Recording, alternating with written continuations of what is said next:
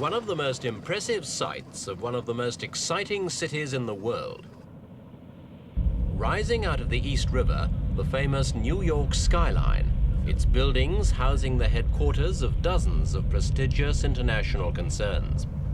In fact, New York's the world's largest financial center, a city with a budget bigger than many countries. Yet incredibly, despite all its wealth, New York, within a matter of weeks, may be bankrupt. In America, they call it the Big Apple, and certainly it's New York's size that's led to its present crisis. For years, its 8 million people have taken out far more in social services and welfare than they've contributed in taxation. More recently, it's become a city only for the very rich apartment dwellers and the very poor of the ghettos. As always, the poor far outnumber the rich. And while the poor don't pay taxes, they do take a large slice in welfare payments.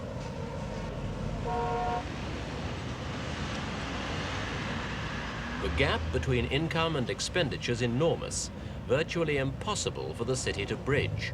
In all, it owes $3 billion, and it's been forced to borrow huge sums every month simply to meet last month's bills. Only this month, New York came within 30 minutes of bankruptcy, until a deal with the teachers' pension fund won a reprieve. But the worst has only been postponed. In early December, the city must redeem a further $437 million of debt or face default.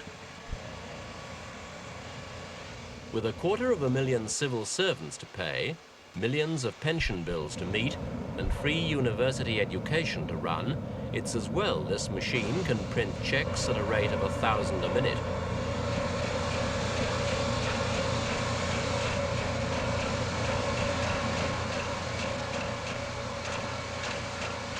Most Americans say that's the trouble with New York. They know how to spend money, but not how to handle it. It's an unsympathetic view, but one shared by President Ford, who's refused federal aid on the grounds that it would need a change in legislation for Washington to prop up tottering city economies. I don't think any legislation that I've heard people comment about or any legislation that I've read about would justify approval by myself. The legislation that I've heard about is a long way from getting through the Congress. Every place I go, I check with members of the Congress, Democratic or Republican, and I check, as some of you may know, with people in various communities, and I find no substantial sentiment for any legislation of one kind or another in the Congress to bail out New York City. So I think it's very premature to make any comment other than nothing I've seen so far seems to fit the bill.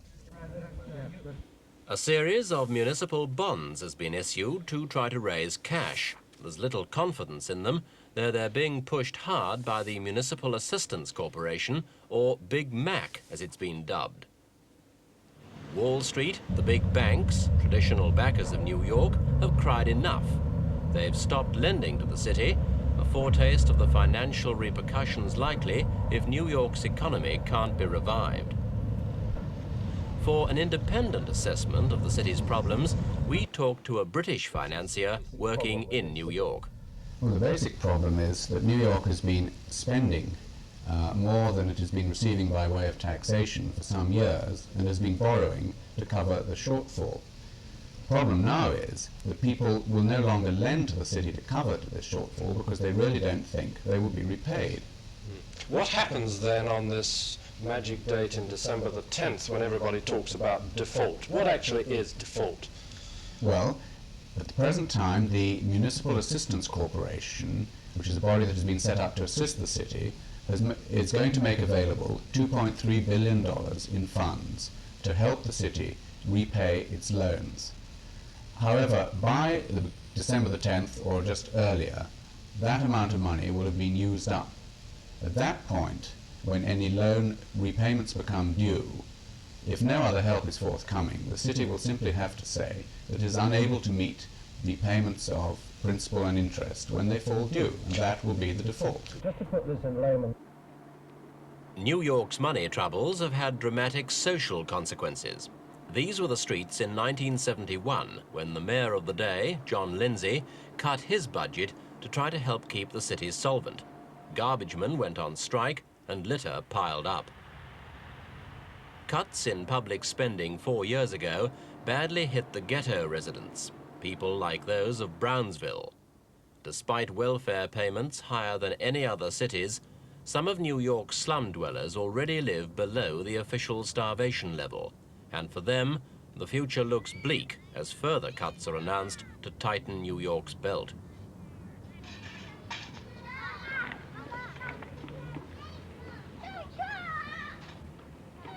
Though constantly beset by problems, New York's a survivor.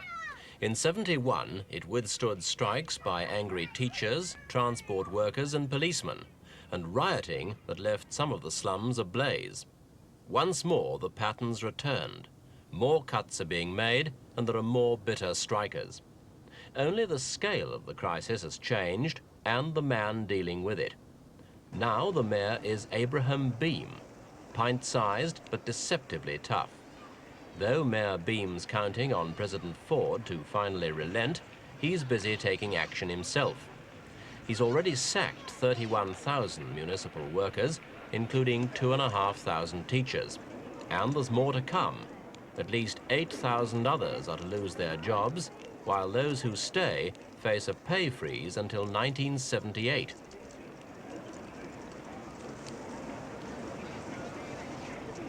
Beam's proved adept at balancing the books, at least on paper, but his balancing acts turned voters into enemies. All over the city, municipal workers have been demonstrating almost daily against the mayor's tactics. The staff, the patients too, of one of New York's public hospitals, desperately fighting to keep it open.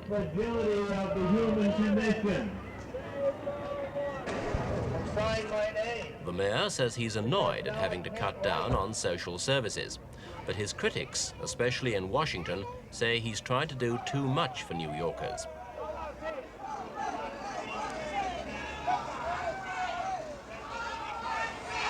Most municipal workers have taken their protest a stage further, with sit-ins, walkouts and stoppages, but Mayor Beam says his hands are tied.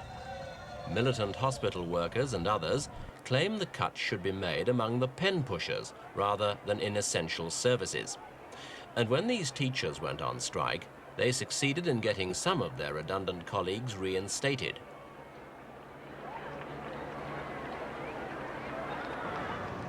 Few departments have escaped the axe. Even the fire service and police have been pruned.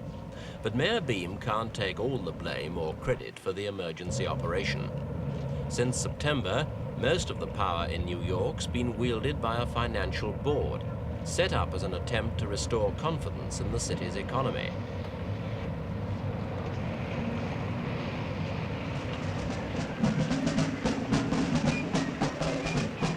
A march this month, not in protest this time, but to mark the 200th anniversary of American independence, not that New York has much to celebrate.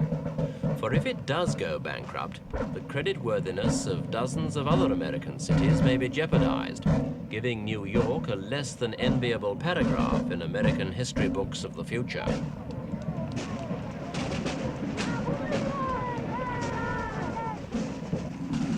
For New York, the only real hope of survival this time is that President Ford will feel the seriousness of the city's plight warrants a change of heart.